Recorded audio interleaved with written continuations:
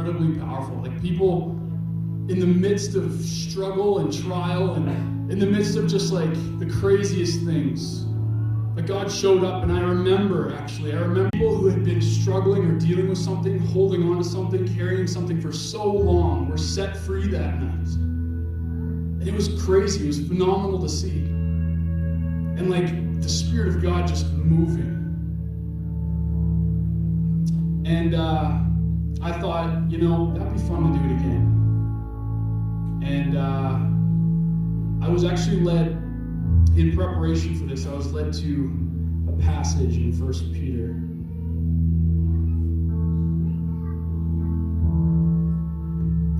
Maybe some of you guys know this. First Peter, it's Peter, the guy who is the most talked about dude, I guess, in the Gospels. He's the guy who denied Jesus 3 times when Jesus was en route to his crucifixion.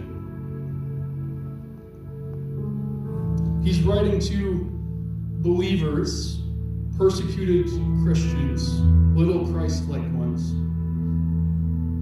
And he has this to say to them. They're scattered abroad. He says, about all of these things,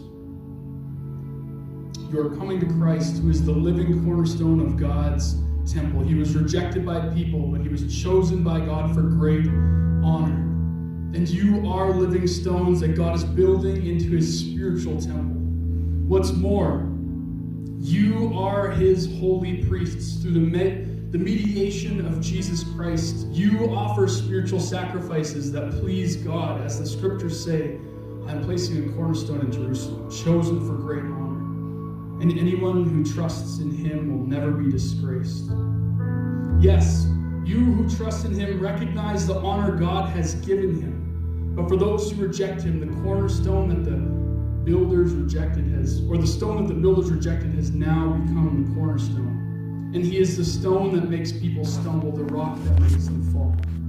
They stumble because they do not obey God's word, and so they meet the fate that was planned for them. And this is important. But you are not like that. You are a chosen people. You are not in this room by accident. You are a chosen people. You are a royal priest, a holy nation, God's very own possession. As a result, you can show others the goodness of God.